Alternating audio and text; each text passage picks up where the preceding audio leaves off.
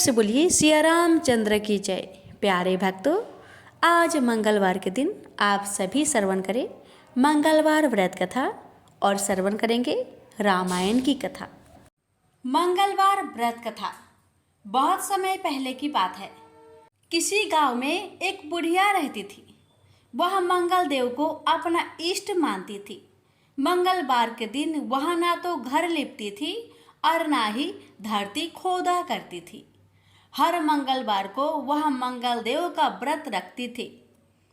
उसका एक पुत्र था जो मंगलवार के दिन ही पैदा हुआ था, इसलिए वह उसे मांगलिया कहकर पुकारा करती थी। बुढ़िया की श्रद्धा देखकर स्वयं मंगल देव ने उसकी परीक्षा लेने की ठानी और साधु का भेष बनाकर उसके घर मंगलवार के दिन ही पहुंच गए। वह बुढ़िया से बोले कि मुझे भोजन बनाना है, तू थोड़ी सी धरती लीप दे तो मैं भोजन बना लूं। बुढ़िया ने कहा कि महाराज, मैं मंगलवार की व्रती हूँ, मैं आज के दिन धरती नहीं लिपती, मैं जल का छिड़काव कर देती हूँ, आप उस पर भोजन बना ले। उसकी बात सुन साधु ने हठ पकड़ ली कि मैं तो लिपी हुई धरती पर ही भोजन बनाता हूँ। बुढ़िया ने भी रट पकड़ ली कि आज तो धरती ना लिप सकूंगी, इसके अलावा आप जो भी करने को कहेंगे मैं करूंगी। उसकी बात सुन साधु ने वचन लिया कि धरती लिपने के अलावा जो कहूँ करना पड़ेगा। बुढ़िया ने 3 बार वचन दे दिया।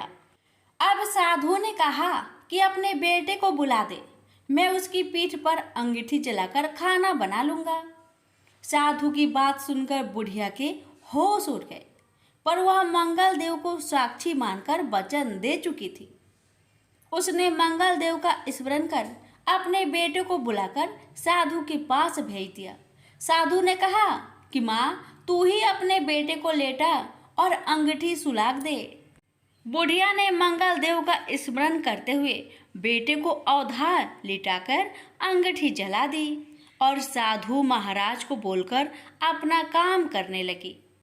जब साधु महाराज का खाना बन गया तब उन्होंने बुढ़िया को आवाज दी और कहा कि अपने बेटे को बुला दे, वो भी भोग ले लेगा। बुढ़िया ने हैरान होकर कहा कि महाराज, अभी तो आपने उसकी पीठ पर खाना बनाया है, अब वह कहाँ से आएगा? आप कृपया भोजन ग्रहण करें और जहाँ जाना हो जाए, मुझे और दुखी ना करे। साधु ने हठ पकड़ ली कि अपने बेटे को आवाज दे। साधु की बात सुन बुढ़िया ने जैसे ही कहा, मांग लिया, ओ मांग लिया, उसका बेटा दौड़ता हुआ आ गया। बेटे को देखकर बुढ़िया चकित रह गई। तब साधु महाराज ने कहा, माँ, तेरा व्रत सफल हो गया, तेरी अपने इष्ट देव में अटल श्रद्धा है, इसलिए आज के बाद वे हर तरह से तेरी रक्षा करेंगे, तुझे कभी भी कोई कष्ट ना होगा। मंगलवार का व्रत सभी प्रकार के सुख प्राप्त करने, रक्त विकार दूर करने, राज्य सम्मान पाने और पुत्र प्राप्ति के लिए किया जाता है। इस व्रत को रखने से मनुष्य के समस्त पाप नष्ट हो जाते हैं।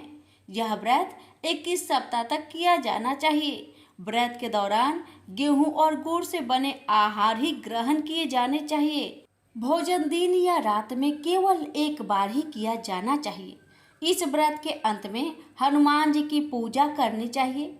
पूजा के समय लाल रंग के वस्त्र पहने और हनुमान जी को लाल रंग के फूल ही चढ़ाए। पूजा के बाद मंगलवार व्रत की कथा सुननी चाहिए और अंत में हनुमान जी की आरती करनी चाहिए। इस तरह विधि पूर्वक और पूरी श्रद्धा से व्रत किए जाने पर मंगल देव प्रसन्न होते हैं और भक्त पर अपनी कृपा बरसाते हैं। प्रेम से बोलिए सिया रामचंद्र की जय। पवन पुत्र हनुमान की।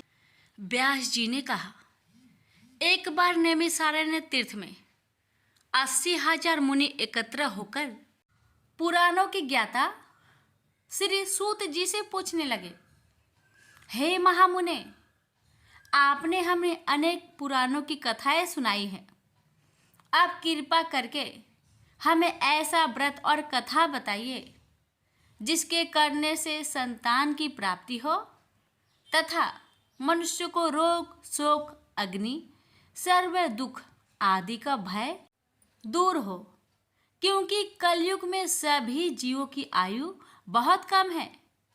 फिर इस पर उन्हें रोग, चिंता के कष्ट लगे रहेंगे, तो फिर वह श्री हरि के चरणों में अपना ध्यान कैसे लगा सकेंगे। श्री सूत जी बोले, हे मुनियों, आपने लोक कल्याण के लिए बहुत ही उत्तम बात पूछी है।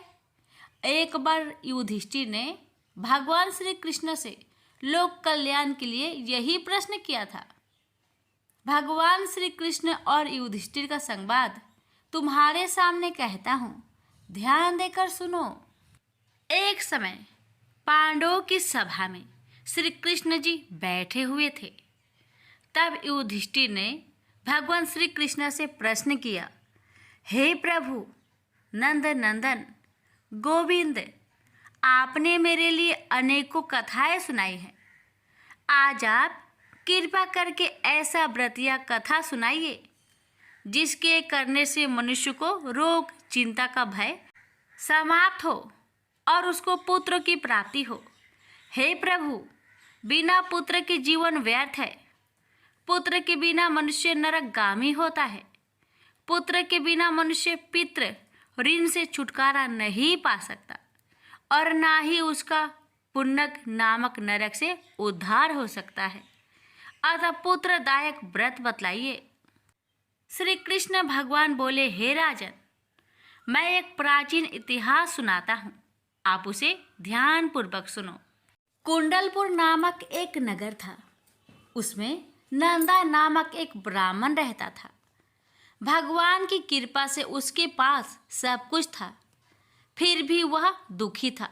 उसका कारण यह था कि ब्राह्मण की स्त्री सुनंदा की कोई संतान न थे। सुनंदा पतिव्रता थी, भक्ति पूर्वक श्री हनुमान जी की आराधना करती थी। मंगलवार के दिन व्रत करके अंत में भोजन बनाकर हनुमान जी का भोग लगाने के बाद स्वयं भोजन करती थी। एक बार मंगलवार के दिन ब्राह्मणी गृह कार्य की अधिकता के कारण हनुमान जी को भोग ना लगा सके, तो इस पर उसे बहुत दुख हुआ। उसने कुछ भी नहीं खाया और अपने मन में प्रण किया कि अब तो अगले मंगलवार को ही हनुमान जी का भोग लगाकर अन्न जल ग्रहण करूंगी। ब्राह्मणी सुनंदा प्रतिदिन भोजन बनाती, श्रद्धापूर्वक पति को खिलाती, परंतु स्वयं भोजन नहीं करती और मन ही मन श्री हनुमान जी की आराधना करती। इसी प्रकार 6 दिन गुजर गए और ब्राह्मणी सुनंदा अपने निश्चय के अनुसार भूखी प्यासी निराहार रही। अगले मंगलवार को ब्राह्मणी सुनंदा प्रातः काल ही बेहोश होकर गिर पड़ी। ब्राह्मणी सुनंदा की इस असीम भक्ति के प्रभाव से श्री हनुमान जी बहुत प्रसन्न हुए और प्रकट होकर बोले, सुनंदा, मैं तेरी भक्ति से बहुत प्रसन्न हूँ, तू उठ और वर मांग। सुनंदा अपने आराध्य देव श्री हनुमान जी को देखकर आनंद की अधिकता से विह्वल हो श्री हनुमान जी के चरणों में गिरकर बोली, हे प्रभु, मेरे कोई संतान नहीं है, कृपा करके मुझे संतान प्राप्ति का आशीर्वाद दे, आपकी अति कृपा होगी। श्री महावीर जी बोले, तेरी इच्छा पूर्ण होगी, तेरे एक कन्या पैदा होगी, उसके अष्टांग प्रतिदिन सोना दिया करेंगे। इस प्रकार कहकर श्री महावीर जी अंतर्ध्यान हो गए। ब्राह्मणी सुनंदा बहुत हर्षित हुई और सभी समाचार अपने पति से कहा। ब्राह्मण देव कन्या का वरदान सुनकर कुछ दुखी हुआ, परंतु सोना मिलने की बात सुनी तो बहुत प्रसन्न हुआ। विचार किया कि ऐसी कन्या के साथ मेरी निर्धनता भी समाप्त हो जाएगी। श्री हनुमान जी की कृपा से वह ब्राह्मणी गर्भवती हुई और 10वें महीने में उसे बहुत ही सुंदर पुत्री प्राप्त हुई। यह बच्ची अपने पिता के घर में ठीक उसी तरह बढ़ने लगी जिस प्रकार शुक्ला पक्ष की चंद्रमा बढ़ता है। 10वें दिन ब्राह्मण ने उस बालिका का नामकरण संस्कार कराया। उसके कुल पुरोहित ने उस बालिका का नाम रत्नावली रखा, क्योंकि यह कन्या सोना प्रदान किया करती थी। इस कन्या ने पूर्व जन्म में बड़े ही विधान से मंगल देव का व्रत किया था। रत्नावली का अष्टांग बहुत सा सोना देता था। उस सोने से नंदा ब्राह्मण बहुत ही धनवान हो गया। अब ब्राह्मणी भी बहुत अभिमानी करने लगी। समय बीतता रहा। अब रत्नावली 10 वर्ष की हो चुकी। एक दिन जब नंदा ब्राह्मण प्रसन्नचित्त था, तब सुनंदा ने अपने पति से कहा, मेरी पुत्री रत्नावली विवाह की योग हो गई है, अतः आप कोई सुंदर तथा योग वर देकर इसका विवाह कर दे। यह सुन ब्राह्मण बोला, अभी तो रत्नावली बहुत छोटी है। तब ब्राह्मणी बोली, शास्त्रों की आज्ञा है कि कन्या 8वें वर्ष में गौरी, 9 वर्ष में रोहिणी, 10वें वर्ष में कन्या, इसके पश्चात रजवाला हो जाती है। गौरी के दान से पाताल लोक की प्राप्ति होती है। रोहिणी के दान से वैकुंठ लोक की प्राप्ति होती है। कन्या के दान से इंद्रलोक में सुखों की प्राप्ति होती है। अगर हे पतिदेव रजवाला का दान किया जाता है तो घोर नरक की प्राप्ति होती है। इस पर ब्राह्मण बोला, अभी तो रत्नावली मात्र 10 ही वर्ष की है और मैंने तो 16-16 साल की कन्याओं का विवाह कराए हैं, अभी जल्दी क्या है। तब ब्राह्मणी सुनंदा बोली, आपको तो लोभ अधिक हो गया है। शास्त्रों में कहा गया है कि माता पिता और बड़ा भाई रजवाला कन्या को देखते हैं तो वह अवश्य नरकगामी होते हैं। तब ब्राह्मण बोला, अच्छी बात है, कल मैं अवश्य ही योग वर की तलाश में अपना दूत भेजूंगा। दूसरे दिन ब्राह्मण ने अपने दूत को बुलाया और आज्ञा दी कि जैसी सुंदर मेरी कन्या है वैसा ही सुंदर वर उसके लिए तलाश करो। दूत अपने स्वामी की आज्ञा पाकर निकल पड़ा। पंपई नगर में उसने एक सुंदर लड़के को देखा। यह बालक एक ब्राह्मण परिवार का बहुत गुणवान पुत्र था। इसका नाम सोमेश्वर था। दूत ने इस सुंदर व गुणवान ब्राह्मण पुत्र के बारे में अपने स्वामी को पूर्ण विवरण दिया। ब्राह्मण नंदा को भी सोमेश्वर अच्छा लगा और फिर शुभ मुहूर्त में विधि पूर्वक कन्यादान करके ब्राह्मण ब्राह्मणी संतुष्ट हुए। परंतु ब्राह्मण के मन तो लोभ समाया हुआ था। उसने कन्यादान तो कर दिया था, पर वह बहुत खिन्न भी था। उसने विचार किया कि रत्नावली तो अब चली जाएगी और मुझे इससे जो सोना मिलता था वह अब मिलेगा नहीं। मेरे पास जो धन था कुछ तो इसके विवाह में खर्च हो गया और जो शेष बचा है वह भी कुछ दिनों के पश्चात समाप्त हो जाएगा। मैंने तो इसका विवाह करके बहुत बड़ी भूल कर दी है। अब कोई ऐसा उपाय हो कि रत्नावली मेरे घर में ही बनी रहे, अपनी ससुराल ना जावे। लोभ रूपी राक्षस ब्राह्मण के मस्तिष्क पर छाता जा रहा था।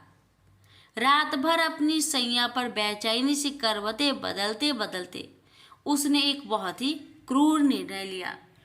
उसने विचार किया कि जब रत्नावली को लेकर उसका पति सोमेश्वर अपने घर के लिए जाएगा तो वह मार्ग में छिपकर सोमेश्वर का वध कर देगा और अपनी लड़की को अपने घर ले आएगा, जिससे नियमित रूप से उसे सोना भी मिलता रहेगा और समाज का कोई मनुष्य उसे दोष भी नहीं दे सकेगा। प्रातःकाल हुआ तो नंदा और सुनंदा ने अपने जामाई तथा लड़की को बहुत सारा धन देकर विदा किया। सोमेश्वर अपनी पत्नी रत्नावली को लेकर ससुराल से अपने घर की तरफ चल दिया। ब्राह्मण नंदा महालोभ के वशीभूत हो अपने मति खो चुका था। पाप पुण्य को उसे विचार न रहा था। अपने भयानक व क्रूर निर्णय को कार्य रूप देने के लिए उसने अपने दूत को मार्ग में अपने जामाई का वध करने के लिए भेज दिया था। ताकि रत्नावली से प्राप्त होने वाला सोना उसे हमेशा मिलता रहे और वो कभी निर्धन ना हो। ब्राह्मण के दूत ने अपने स्वामी की आज्ञा का पालन करते हुए उसके जमाई सोमेश्वर का मार्ग में ही वध कर दिया। समाचार प्राप्त कर ब्राह्मण नंदा मार्ग में पहुंचा और रुदन करते अपनी पुत्री रत्नावली से बोला, हे पुत्री, मार्ग में लुटेरों ने तेरे पति का वध कर दिया है। भगवान की इच्छा के आगे किसी का कोई बस नहीं चलता है। अब तू घर चल, वहां पर ही रहकर शेष जीवन व्यतीत करना। जो भाग्य में लिखा है वही होगा। अपने पति की अकाल मृत्यु से रत्नावली बहुत दुखी हुई। करुण क्रंदन व रुदन करते हुए अपने पिता से बोली, हे पिताजी, इस संसार में जिस स्त्री का पति नहीं है उसका जीना व्यर्थ है। मैं अपने पति के साथ ही अपने शरीर को जला दूंगी और सती होकर अपने इस जन्म को माता पिता के नाम को तथा सास ससुर के यश को सार्थक करूंगी। ब्राह्मण नंदा अपनी पुत्री रत्नावली के वचनों को सुनकर बहुत दुखी हुआ। विचार करने लगा, मैंने व्यर्थ ही जमाई वध का पाप अपने सिर लिया। रत्नावली तो उसके पीछे अपने प्राण तक देने को तैयार हो। मेरा तो दोनों तरफ से मरण हो गया। धन तो अब मिलेगा नहीं। जमाई वध के पाप के फलस्वरूप यम यातना भी भुगतनी पड़ेगी। यह सोचकर वह बहुत खिन्न हुआ। सोमेश्वर की चिता बनाई गई। रत्नावली सती होने की इच्छा से अपने पति का सिर अपनी गोद में रखकर चिता में बैठ गई। जैसे ही सोमेश्वर की चिता को अग्नि लगाई गई, वैसे ही प्रसन्न हो मंगलदेव वहां प्रकट हुए और बोले, हे रत्नावली, मैं तेरी पति भक्ति से बहुत प्रसन्न हूँ, तू वर मांग। रत्नावली ने अपने पति का जीवन दान मांगा। तब मंगलदेव बोले, रत्नावली, तेरा पति अजर अमर है, यह महाविद्वान भी होगा और इसके अतिरिक्त तेरी जो इच्छा हो वर मांग। तब रत्नावली बोली, हे ग्रहों के स्वामी, यदि आप मुझ पर प्रसन्न हैं तो मुझे यह वरदान दीजिए कि जो भी मनुष्य मंगलवार के दिन प्रातः काल लाल पुष्प लाल चंदन से पूजा करके आपका स्मरण करे, उसको रोग व्याधि ना हो, सज्जनों का कभी वियोग ना हो, सर्प अग्नि तथा शत्रुओं का भय ना रहे। जो स्त्री मंगलवार का व्रत करे वह कभी विधवा ना हो। मंगलदेव तथास्तु कहकर अंतर्ध्यान हो गए। सोमेश्वर मंगलदेव की कृपा से जीवित हो उठा। रत्नावली अपने पति को पुनः प्राप्त कर बहुत प्रसन्न हुई और मंगलदेव का व्रत प्रत्येक मंगलवार को करके व्रतराज और मंगलदेव की कृपा से इस लोक में सुख ऐश्वर्य को भोगते हुए अंत में अपने पति के साथ स्वर्गलोक को गई। प्रेम से बोलिए मंगल देव की जय। प्यारे भक्तों, अब आप श्रवण करें रामायण कथा की आगे की वृत्तांत। पार्वती की विनय सुनकर भगवान शिव अत्यंत प्रसन्न हो गए और प्रभु श्री राम की नर लीला का आदि से अंत तक वर्णन करने के लिए श्रेष्ठ है। भक्ता की मुद्रा में आसन जमा लिया। पार्वती ने अपनी श्रुति को शिव के साथ जोड़ दिया, जिससे पवित्र कथा का एक शब्द भी सुनने से ना छूट जाए। शिवगण तो प्रतिदिन ही इस पावन कथा का श्रवण करते हैं, परंतु हर बार यह कथा उन्हें नवीन लगती है। शिव के श्रीमुख से अलंकृत व रसों से भरपूर इस कथा का आनंद ही कुछ और है। अतः सब श्रुति मग्न हो गए। भगवान शिव ने सर्वेश्वर श्री हरि की आराधना की और कथा का शुभ आरंभ किया। संसार में विख्यात कुल रघुकुल, जिसमें सत्यवादी राजा हरिश्चंद्र महाप्रतापी मान्यधाता और सदैव स्वर्ग को जाने वाले त्रिशंकु जैसे यशस्वी सम्राट हुए। उस महान रघुकुल में अजय नंदन महाराज दशरथ हुए। इंद्र की अमरावती को भी अपनी शोभा और वैभव से लज्जित कर देने वाली अयोध्या के राजा दशरथ न्याय प्रिय, प्रजा पालक और अपने कुल की स्थापित मर्यादाओं के रक्षक है। उनके राज्य में सर्वत्र सुख, समृद्धि और शांति है। अयोध्या के प्रजाजन धर्म व कर्तव्य के अनुसार राज्य के सतत विकास में अपना योगदान देते हैं। राज्य में शेर और हिरण एक घाट पर पानी पीते हैं। रघुकुल के कुल गुरु महर्षि वशिष्ठ के मार्गदर्शन में धर्म और वेदों के यथाचित प्रचार प्रसार होता है। अनेक आश्रमों में राज्य के विद्यार्थी शिक्षा ग्रहण करते हैं। ब्रह्मगण हवन यज्ञ आदि में व्यस्त रहते हैं। राजा दशरथ की 3 रानियां हैं, महारानी कौशल्या, रानी सुमित्रा और रानी केकई। उन तीनों में परस्पर बड़ा प्रेम है। कहते हैं कि इस पृथ्वी लोक पर कोई भी सर्व सुख संपन्न नहीं होता, चाहे वह राजा हो या रंक। विधाता ने मानव के भाग्य में यह त्रुटि संभवतः इसलिए रखी है कि वह उसके आश्रय से श्री हरि का स्मरण करता रहे। सर्व सुख होने पर प्राय प्रभु का स्मरण नहीं होता। राजा दशरथ और उनकी प्रजा को प्रत्यक्ष में सर्व सुख है, परंतु एक दुख भी है जो सबको मन ही मन दुखी करता है। वह दुख यह है कि अभी तक अयोध्या के राजमहल में शिशु की किलकारी नहीं गूंजी। राजा दशरथ आयु के 4थे सोपान में प्रवेश कर गए हैं, परंतु जाने किस कारण प्रभु ने उन्हें संतान सुख से वंचित कर रखा है। एक दिन राजा दशरथ दरबार जाने की तैयारी कर रहे थे, तो उन्होंने दर्पण में अपना मुख देखा। केश विन्यास संवारने के लिए उंगलियां केशों में फिराई तो कनपटी के पास एक सफेद बाल दिखाई दिया। यह वृद्ध अवस्था का आगमन संकेत था, जिसने राजा को चिंतित कर दिया। क्या रघुकुल का वंश उन पर ही समाप्त हो जाएगा? इस विचार ने उन्हें उद्विग्न कर दिया। राजा दशरथ चिंतामग्न होकर कुल गुरु वशिष्ठ के पास पहुंचे और दुखी मन से उन्हें अपनी व्यथा सुनाई।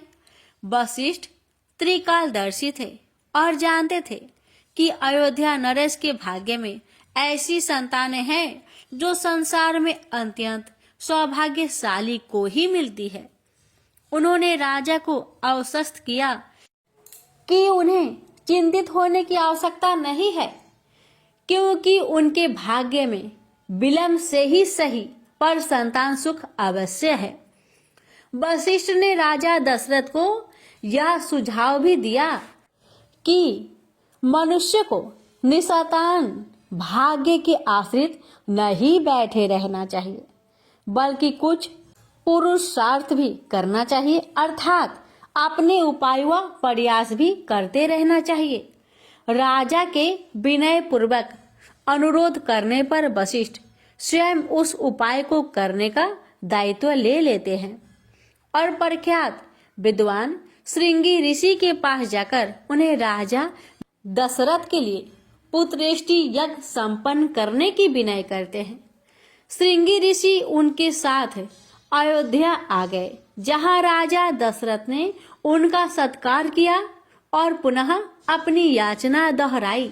श्रृंगी ऋषि ने विधिवत पुत्रेष्टि यज्ञ प्रारंभ किया और मंत्र उच्चारणों के साथ अग्निदेव को पवित्र आहुतियां देकर प्रसन्न कर लिया। एकाएक अग्नि कुंड से अग्निदेव प्रकट हुए, जिनके हाथों में दिव्य खीर का पात्र था। अग्निदेव ने वह दिव्यान्न राजा को देते हुए निर्देश दिया कि इस खीर को रानियों में समुचित ढंग से बांट दो। उन्हें आशीर्वाद देकर अग्निदेव अंतर्ध्यान हो गए। राजा के हृदय में प्रसन्नता की लहरें लिहोर रही थी। उन्होंने यथोचित सम्मान के साथ ऋषि श्रृंगी को विदा किया। शुभ कार्य में धैर्य नहीं होता, अतः राजा दशरथ प्रसन्नता पूर्वक अंतपुर में पहुंचे और तीनों रानियों को बुलाकर उन्हें वह दिव्य खीर दी और सब कुछ भली प्रकार समझाया। तीनों रानियों ने स्नान आदि करके श्री हरि का स्मरण करते हुए प्रसाद ग्रहण किया। कुछ ही समय व्यतीत हुआ था कि एक दिन तीनों रानियों को वमन सुख की अनुभूति हुई, जो उनके गर्भवती होने का संकेत था। इस शुभ समाचार को रानी केकई की प्रिय दासी मंथरा ने राजमहल में फैला दिया। राजा दशरथ ने जब यह समाचार सुना तो उनका मन मयूर सा नाच उठा। उन्होंने समाचार देने वाले सेवक को अपनी मणिमाला कंठ से उतारकर उपहार में दे दी और अन्य सभी सेवकों को भी भरपूर दान दिया।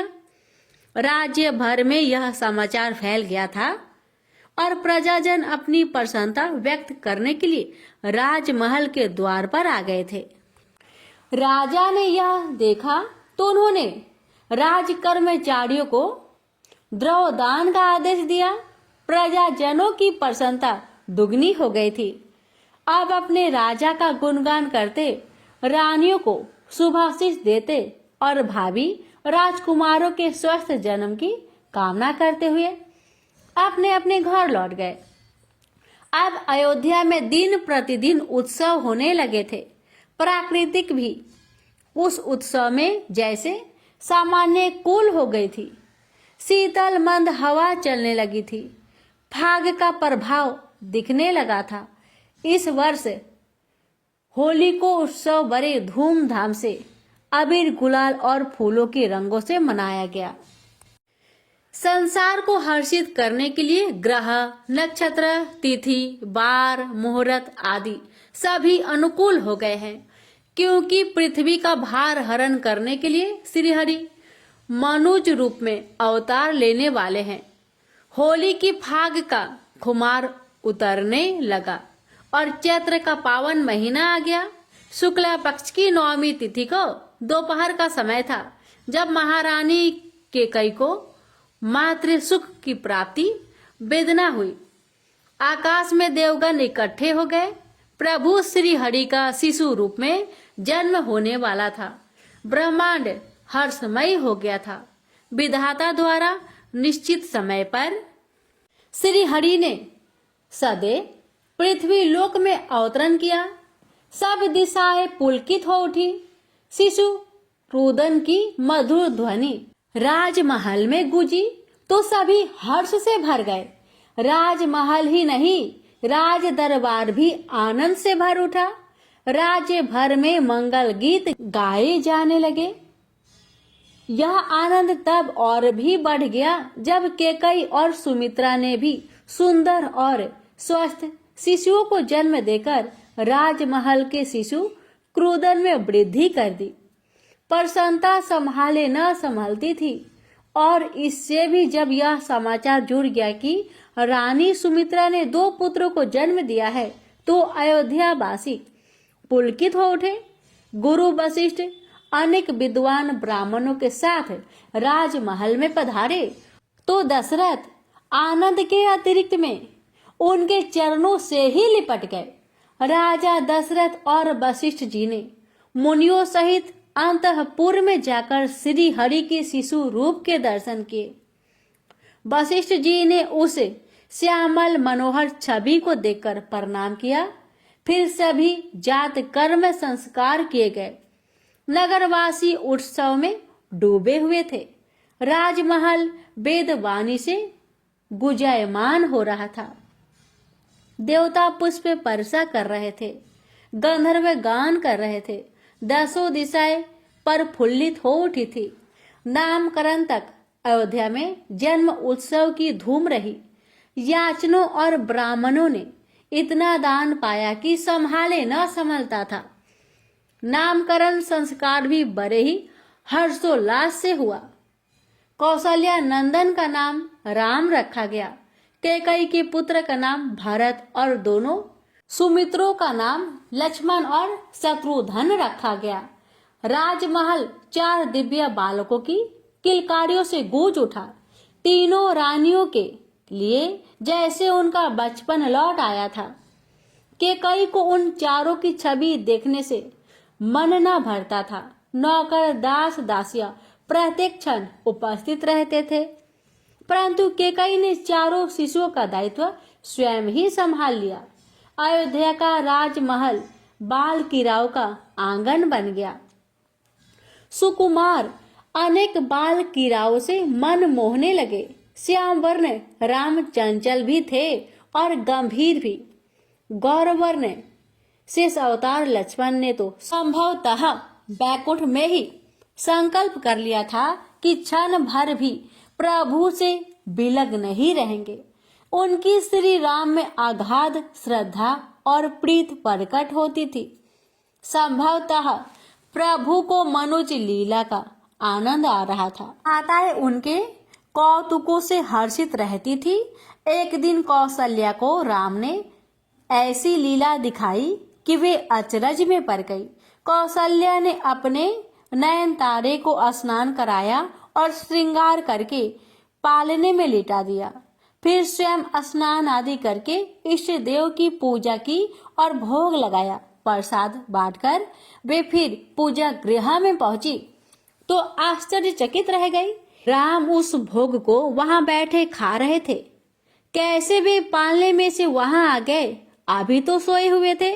कौशल्या लौटकर शयन कक्ष में पहुंची तो और भी आश्चर्य, राम तो वही सो रहे थे। फिर दौड़ी पूजा गृह में तो वहां राम भोग लगा रहे थे। यह देखकर कौशल्या घबरा गई। राम की इस बाल लीला ने माता को भयभीत कर दिया, तो उन्हें निर्भय भी तो करना था। तब राम ने अपने अखंड अद्भुत स्वरूप के दर्शन दिए। वह रूप जो देव को भी दर्शन के लिए दुर्लभ है। कौशल्या भाव विभोर हो गई। उन्हें अपने पूर्व जन्म का स्मरण हो आया। जब वे शतरूपा थी तो श्री हरि ने यही दिव्य दर्शन दिया था। प्रभु राम ने अपनी माया समेट ली और बाल रूप में आ गए। कौशल्या जैसे स्वप्न लोक से बाहर आई और दौड़कर पालने में सोए राम को दुलारने पुचकारने लगी। ऐसे ही बाल किराओं से सभी को आनंदित करते चारों भाई कुमार अवस्था को पहुंच गए और कुल गुरु की आज्ञा से उनका वेद समस्त यज्ञोपवीत संस्कार किया गया। श्री राम अपने भाइयों सहित गुरुकुल आए।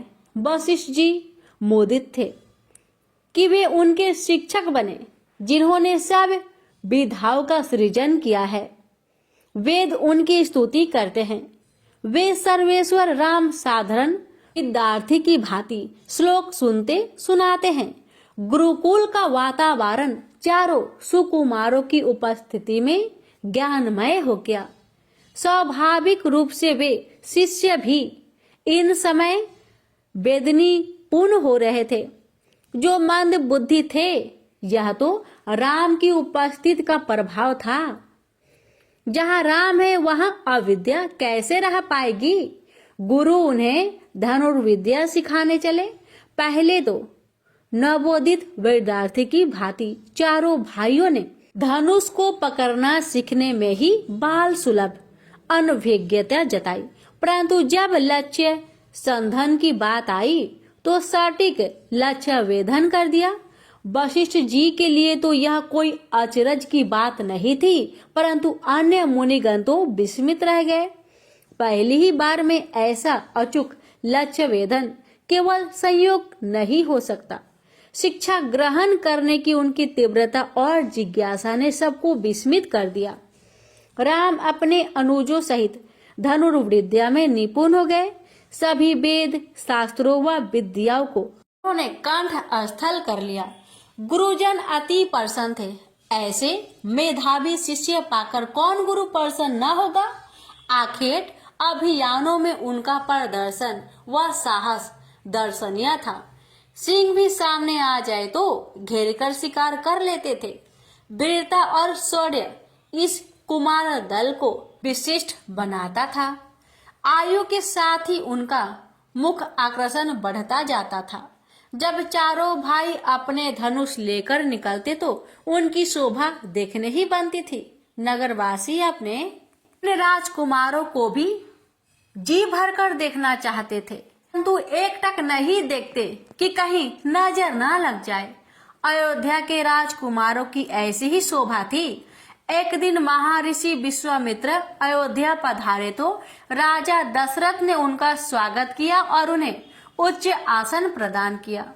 अयोध्या वासियों की कुशल क्षेम जानने के बाद मुनि ने चारों कुमारों को बुलाया और मन ही मन उन सुंदर मूर्तियों को प्रणाम किया। फिर जब उन्होंने नत होकर मुनिवर के चरण स्पर्श किए तो महर्षि ने उन्हें सस्नेह आशीर्वाद दिया। भोजन आदि से निवृत्त होकर मुनिवर और राजा आमने सामने बैठे तो राजा ने महर्षि से विनम्र स्वर में उनसे अयोध्या पधारने का प्रयोजन पूछा। महर्षि ने गंभीर स्वर में बताया कि वन भूमि में उनकी और अन्य ऋषियों के आश्रमों के आसपास राक्षसों का उपद्रव बहुत बढ़ गया है। वे यागों का विध्वंस कर रहे हैं। मारीच, सुबाहु और तारका के नेतृत्व में राक्षस दल संत जनों को पीड़ित कर रहे हैं। धर्म का ह्रास हो रहा है और मुनि व वनवासी भय में जीवन व्यतीत कर रहे हैं। अतः राजा दशरथ अपने पुत्र राम व लक्ष्मण को उनके साथ भेज दे। राजा दशरथ का कंठ मुनि के वचनों को सुनकर जैसे सूख ही गया। उनका मुख पीला पड़ गया। ऐसे जटिल राक्षसों का सामना राम लक्ष्मण कैसे कर पाएंगे? उन्हें तो युद्ध का अभी कोई अनुभव ही नहीं। मायावी राक्षसों से युद्ध के लिए तो दिव्य शस्त्रों की आवश्यकता होती है। सुकुमार राम और लक्ष्मण का ऐसा विकट निर्मल शत्रुओं से सामना। राजा ने अपनी दुविधा विनय पूर्वक बतलाकर कहा कि मुनिवर आज्ञा दे तो वे स्वयं सेना सहित उनके साथ चलकर उन राक्षसों का नाश करने को तैयार है। मुनिवर ने हंसकर कहा कि जैसे तुम अनुभव विहीन और सुकुमार कह रहे हो, वे क्या है इसे जानकर भी ऐसा मोह उचित नहीं है, जिनके जन्म का ध्येय ही राक्षसों का सर्वनाश करना है। उनके पराक्रम पर संदेह कैसा? गुरु वशिष्ठ ने भी राजा को भली भांति समझाया और उनके संदेह को दूर किया। राजा दशरथ ने दोनों मुनि जनों की सीख मानकर राम और लक्ष्मण को मुनि विश्वामित्र को सौंप दिया। दोनों भाई अपने धनुष बाण लेकर गुरुजनों, माता पिता व परिवार से विदा लेकर मुनि विश्वामित्र के साथ चल पड़े। श्याम वर्ण और गौर वर्ण राम लक्ष्मण की युगल झांकी सबको आनंदित कर रही थी। प्रेम से बोलिए सियावर रामचंद्र की जय। हे भक्तों, आज की इस पावन राम कथा का समापन यहीं पर करते हैं। अब आगे की कथा अगली वीडियो में श्रवण करेंगे।